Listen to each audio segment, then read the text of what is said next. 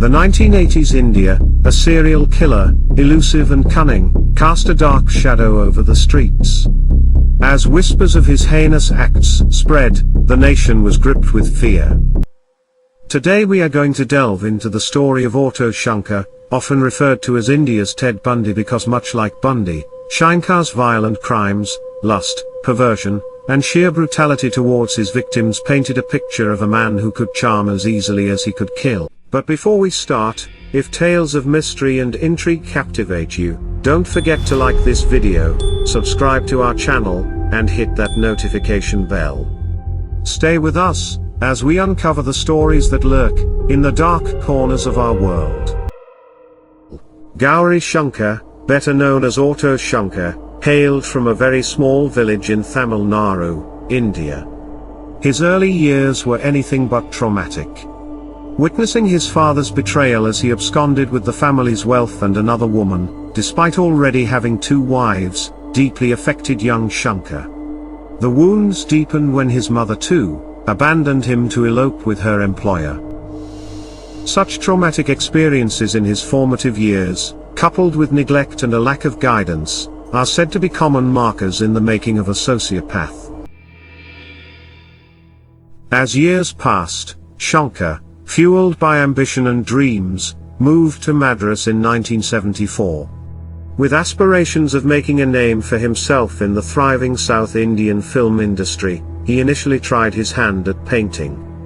However, life had a different script for him. By the end of '74, facing unemployment and dire poverty, a desperate Shankar found himself in a heated altercation with a shopkeeper over a handful of rice on credit.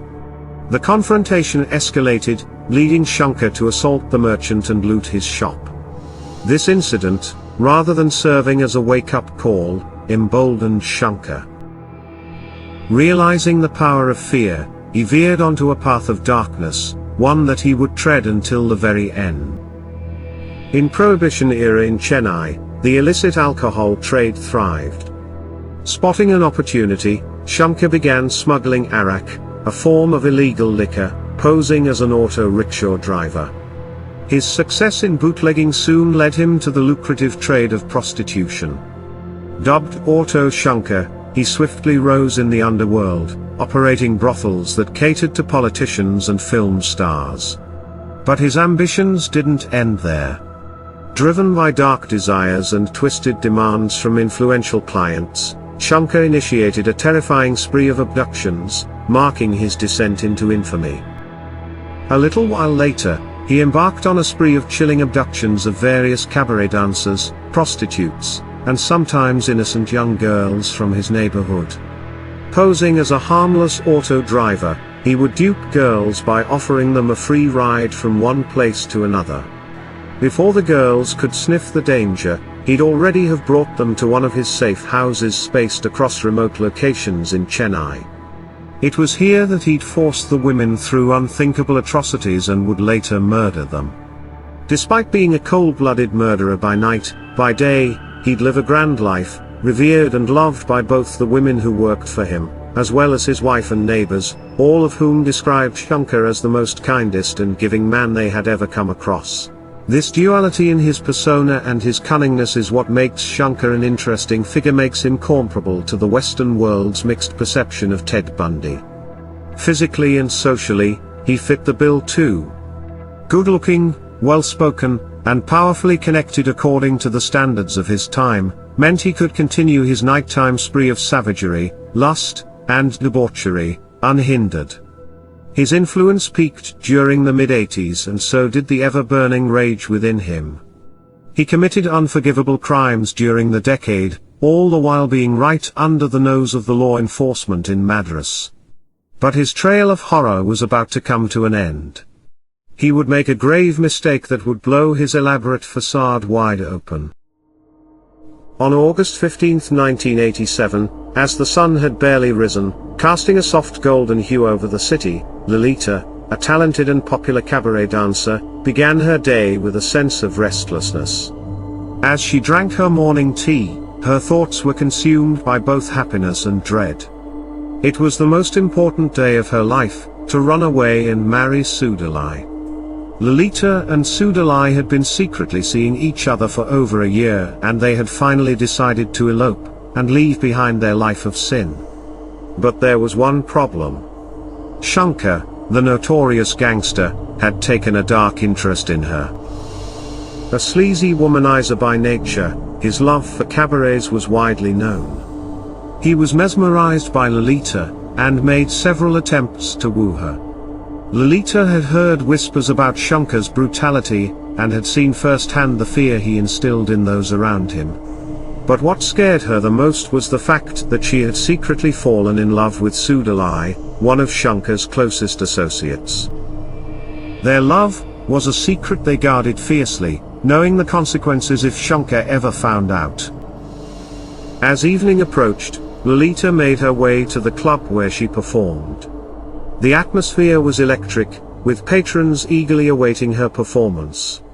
But as she danced, her thoughts were elsewhere. She thought of her life with Sudalai, away from the shadows of Shankar. She imagined a life where they could be free to love without fear. After her performance, as the applause rang out, Lolita quickly changed and made her way to the rendezvous point. She clutched her bag tightly, which contained all her savings. Every sound, every shadow made her jump, but she pressed on, driven by the hope of a new beginning. But fate had other plans. That night, Lolita and Sudalai's dreams of a future together were cruelly snatched away. Their love story, which had blossomed in the face of adversity, was tragically cut short. Shankar had found out about Lolita and Sudalai running away. Enraged by the betrayal, Shankar tracked them down and brought them back to his brothel. He hacked Lolita to pieces and buried her remains under the floor of one of his housing plots. Her husband Sudalai, however, faced the worst. He was burnt alive on the brothel's rooftop.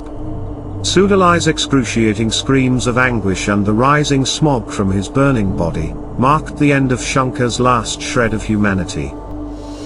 In his blind rage and uncaring disdain, Shankar no longer cared enough to keep his crime concealed. But his arrogance would finally cost him everything. For years, the brothel workers had remained silent, paralyzed by fear of Shankar's retribution. But the haunting cries of Sudalai, one of their own, lit a fire in their hearts. Their collective grief transformed into a burning desire for justice. Pushed to the brink, they finally mustered the courage to approach the police. Their testimony started an investigation that exposed the dark underbelly of a nefarious operation and abduction ring. Police launched a massive hunt to find Shankar, who was now on the run.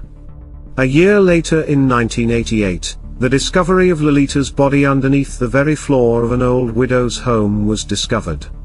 Soon, 3 rotting corpses were also dug out alongside documents and images of social events, where eminent Tamil politicians and policemen were photographed with Shankar.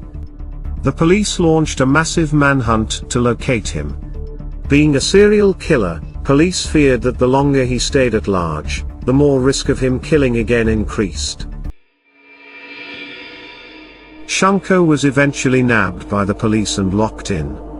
Countless witnesses testified against him.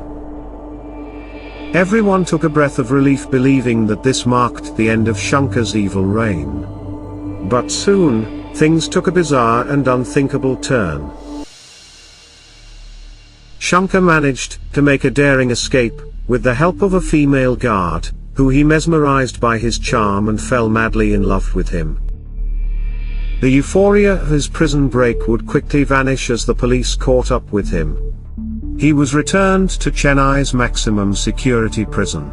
Shankar's trial was held at the Chennai Sessions Court. He was sentenced to death along with 2 of his associates, Eldin and Shivaji, on the 31st of May 1991, ultimately being hanged in Salem Central Prison in 1995.